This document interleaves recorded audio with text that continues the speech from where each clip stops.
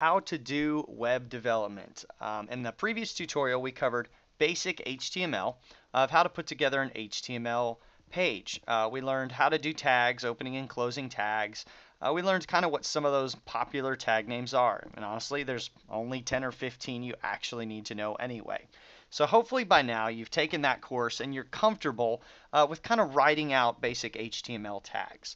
This should look decently familiar to you. If not, go back through the last video and get comfortable. I promise it won't take very long. There's only a few tags you have to learn. And it really feels weird at first if you're not used to writing anything that feels like code, but I promise it comes very quickly. You won't be confused for long. So what I've done here is I've taken and modified my example from the last video, and now I have my HTML with a header and a body, and in that body I have header 1, which says my website. I've got an unordered list with a link to 3 different pages, and I've got also a little bit of fake content. You'll notice this tag up here. I left this out in the last example because it didn't really apply to learning basic HTML tags, but we're going to add this at the top of every HTML page, and this just declares that the document type is HTML. And putting it like this actually means HTML5. So all you need to know is that it needs to be there at this point. It basically tells your browser, hey, we're working with an HTML5 page. What I did then is I created a new page called page2.html, and I saved it in the same folder. And then I created another page called page3.html. It's also in the same folder. And you can see here, I didn't include a full http://www.mywebsite.com. All I did is put it's called a relative link. If you don't put that full thing, it looks starting in the same folder that you're in now. And the reason we called our first page index is because index is what it's automatically going to look at when you load a website. If you go to google.com, there can be some configuration changed to make it different, but by default, a website is going to look for index.html. So one thing I changed here is the first li, if it's on the page that you're on now, there's not going to be an a tag. It's because if we're on home, we don't have to go to home, we're already there. So as you can see on home, this is not a link. Page 2 and 3 are a link, and I can go to page 2, and it loads up page 2, and now home and page 3 are a link, because home is going to index, and 3 is going to page 3. So I can now navigate between all 3 pages of my website. See, it's not too bad. I basically have a website that's up and running. It's just ugly because there's no style. So let's get into how to add style to your web page. I've saved a file called main.css. And a CSS style sheet is how we do styling. And it basically works like this. Is you have a selector, which is where we pick something we're going to add style to, and then you have a rule. The selector basically has brackets. Anything within those brackets gets applied to the selector. So the rule, you have the property that you want to change, and then the value you want to give it. And then you've got a colon, and it ends with a semicolon. This will probably be the weirdest part about CSS, is getting comfortable going selector, open some brackets, go property, colon, value, semicolon. Probably looks weird, feels like it's a lot to memorize. It's going to come really fast. Type your selector, open some brackets, pick a property, pick a value for it, you're done. So in this case, we've picked body, so anything within the body is now going to get a background of 999. We'll get into this a little bit later, but for now, that just means a background of gray. Tell you what, we'll make it black. We'll make it red for now. That's a little easier to understand. So the body now gets a background of red. You notice when I refresh, nothing happens because this style sheet is not attached at all to my page. So there's 2 ways you can get style to your page. You can start by just going style and add a style tag. And we'll make sure we add this attribute, type equals text/CSS, because we're doing CSS style. And now I can go body, background, nope, not bottom, red. Hit save. Hey, check it out. There you go. So you're thinking, why would I not clearly do it this way? This is much easier. But what if we want to type in 150 different rules and we want them to be shared between all our pages? Well, now you either have to copy paste or you put them in a separate file, which is what we're going to do here. We put background red in here, and now we can link to it. We're going to do a link, and this href is going to be, I'm going to link to styles main.css, and I need to do rel equals style sheet.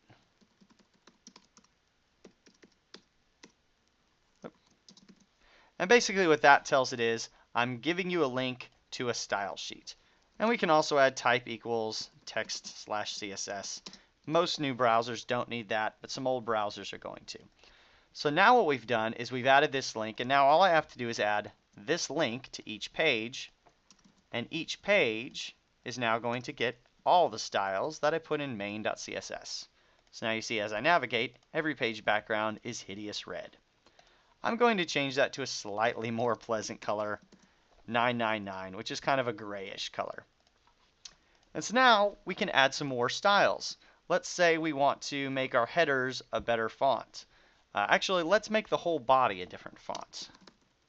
Font family. Arial. There we go. That's a little bit cleaner looking. Now the font family is Arial. Now CSS is where you get into a decent bit more memorization. There's only about 10 or 15 HTML tags you use. There's a lot of CSS properties that you can adjust because, as you can imagine, every ounce of style that the whole page has is coming from these CSS properties. So it's just going to take you a little while. You'll want to start off with some things that are more comfortable and work your way up. It's not an endless black box. There's an end to it. It probably will only take you a few weeks, and then all of a sudden you realize, wow, there are no more CSS properties that I don't know. It's just a long few weeks of learning. So definitely give yourselves a little bit of time, have patience, and it will come very quickly. But at first you're going to feel like you're just completely drowning in the ability to not do anything that you want it to do. We're going to show you a little bit more about selectors here real quick. So here's I've shown you how to grab things by tag name. That's what we did here. We just created a tag name, body. Usually you don't do that too often. You'll do it for body. You'll do it for H1. So I'll go H1. I'm going to go color. And this will be like a 333 color. And now you notice my H1 got just a little bit lighter. Let's change that a little bit more to 666. All the Mark of the Beast jokes. Yep, coming out. Basically, if you go all the way to 000, you're at black. If you go all the way up to 999, you're at a gray. And anything in between is kind of, well, in between. So I'm going to make that 555. But I also want this to apply to any H2s. So I'm going to do H1, comma H2. And now you'll notice my H2 also has a gray color. I could also make this P. I want any of my paragraphs to have this. I can make this any LIs. I want my LIs to have this. I can make this any A's. I want my A's to have this. And now I've styled everything with a color of 555. I don't want my A's to do that though, so maybe I'll make my A's a different color later on. Let's make my A's a little different color. Blue. There you go. Green. Everything's green. There we go. Everything's blue. I want to change it up a little bit. So now we have every page is inheriting these styles. So it's starting to look just a little bit better. So let's go ahead and add maybe a couple more styles here. Let's give paragraphs a background color.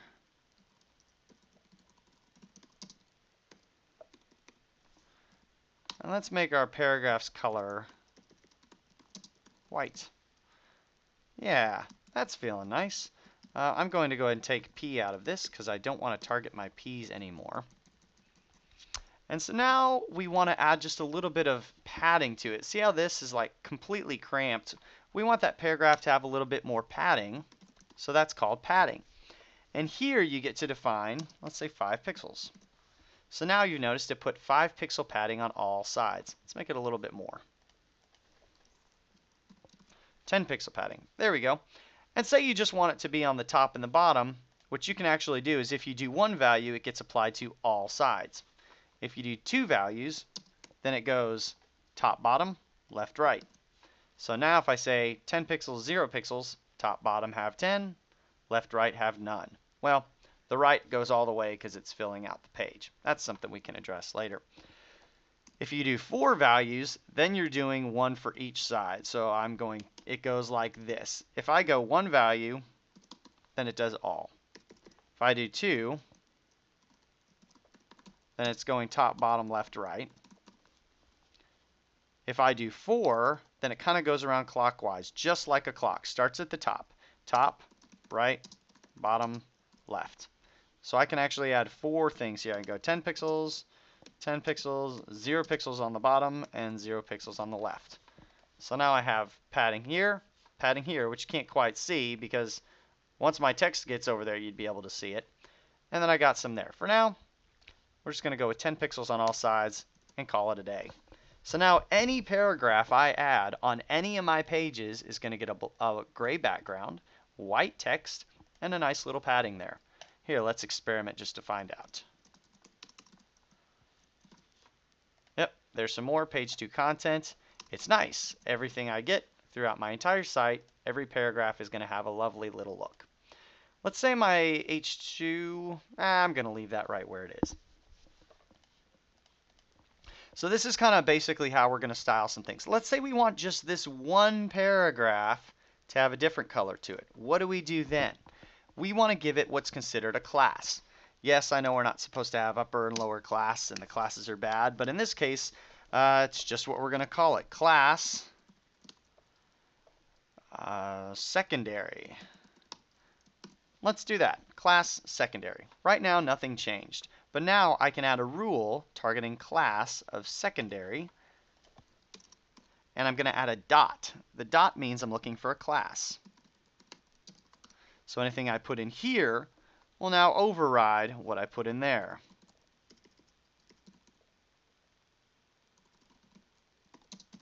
I'm going to go background none.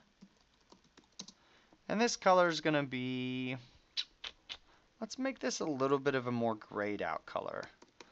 Let's see if that happens. 555. There we go. Let's actually make it even more grayed out. 777. There we go. So now we have any paragraph gets this, and anything with a class secondary gets that. And because we specified a class is now more specific. If you'll notice, even if I put secondary before, usually what happens, by the way, with CSS rules is what comes after is going to override it. So if I add another P rule here, and this background is red, now this is overriding this because it happened after. That's why it's called cascading style sheets. It kind of cascades. It can get defined up here, but you can override it as you move on. So what we've done, though, is you'll notice class does not get overridden because class is considered more specific. It's an issue of specificity. So now secondaries get no background and they get a color of 777. Another way that you can target things, oh yes, and a nice thing about classes is it can apply to multiple things. It can apply to this. I can also make this paragraph have a class secondary as well. So now they both have secondary. I can also make this LI right here have a class secondary, and it gets grayed out as well. It applies to anything that you add the class to. Another way that you can make a very specific issue in targeting is by ID.